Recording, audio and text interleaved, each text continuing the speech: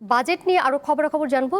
সংসদ ভবনের প্রাঙ্গণ থেকে আমাদের সাথে এই মুহূর্তে সরাসরি যুক্ত হয়েছেন সহকর্মী রুবায়েত হাসান। সরাসরি যুক্ত হয়েছেন তিনি।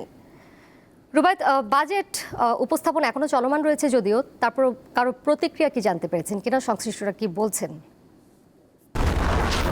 হিউস্টনে রকিং টেস্টি, সীমানা ছাড়াও নিজেকে হারাও। না, নিশ্চয়ই এই মুহূর্তে কিন্তু আমি জানাতে চাই যে প্রায় 4.25 ঘন্টা হতে চললো যে এই বাজেট অধিবেশন চলছে এবং মাননীয় অর্থমন্ত্রী এই বিরতি অর্থাৎ মাগরিবের নামাজের বিরতির আগ পর্যন্ত প্রায় 3 ঘন্টা 45 মিনিট যাবৎ এই অধিবেশনে বাজেট তার উপস্থাপন করছেন, যা দেশের ইতিহাসের সবচেয়ে বড় খবরই জানাচ্ছিলেন 9,38,000 কোটি টাকার বাজেট। তবে দেখার বিষয় যেই পয়েন্টগুলো একটু আমি জানাতে চাই, এখনও পর্যন্ত প্রতিক্রিয়া তেমনভাবে কেউ এই সংসদ থেকে বেরিয়ে গিয়ে যে দিয়েছেন তেমনটি নয়। অর্থনীতিবিদ দেবপ্রিয় ভট্টাচার্য তিনি বেরিয়ে গেছেন, তিনি যেমনটা বলছিলেন যে এই বাজেট সামগ্রিক অর্থে দেশের অর্থনীতির জন্য ততটা বড় নয়, তবে এই বাজেট অনেক চ্যালেঞ্জের।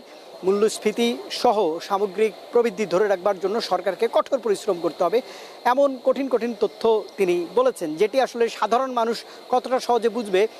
সাধারণ মানুষ আসলে বোঝে দোলা কোনটির দাম কমলো কোনটির বাড়লো, তাদের আগামী দিনে সংসার চালাতে কতটা চাপ পড়বে সেদিকে লক্ষ্য করলে 2,43,000 কোটি টাকার ঘাটতি রয়েছে এই বিএনপি সরকারের 20 বছর পর ক্ষমতায় আসার পর প্রথম বাজেটে।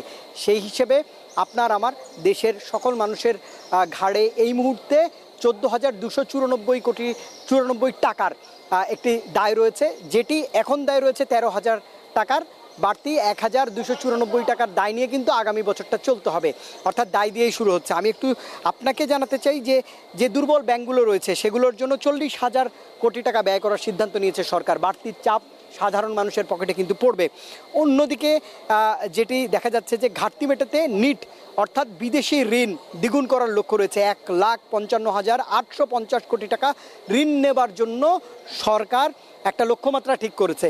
এটার দায়ও সাধারণ মানুষের উপর পড়বে, যা জিডিপির 2.28%। সব মিলিয়ে ওষুধের কাঁচামালের উপর 17 ধরনের শুল্ক ছাড় রয়েছে। একই সঙ্গে মেট্রোতে চড়তে আপনাকে ভ্যাট দিতে হবে না। 65 বছরের বয়স্ক যারা রয়েছেন তারা মেট্রোতে ফ্রি চলাচল করতে পারবেন। মেগা প্রকল্প করবার সিদ্ধান্ত নেওয়া হয়েছে। 3,000 কিলোমিটার এক্সপ্রেসওয়ে এবং কর্ড লাইন নির্মাণের পরিকল্পনা হাতে নিয়েছে।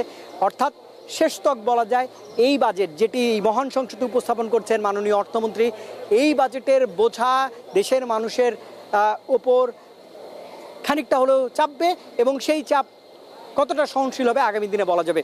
তবে নিত্যপণ্যে ছাড় রয়েছে, শুল্ক ছাড় রয়েছে, সেগুলো হয়তো সাধারণ মানুষের জীবনযাত্রায় অনেকটা স্বস্তি দেবে, এমন বার্তা এইখান থেকে এই মুহূর্তে যতটুকু বাজেট সম্পর্কে আমি জেনেছি দেওয়া যাচ্ছে। দোলাই ছিল আমার কাছে সবশেষ।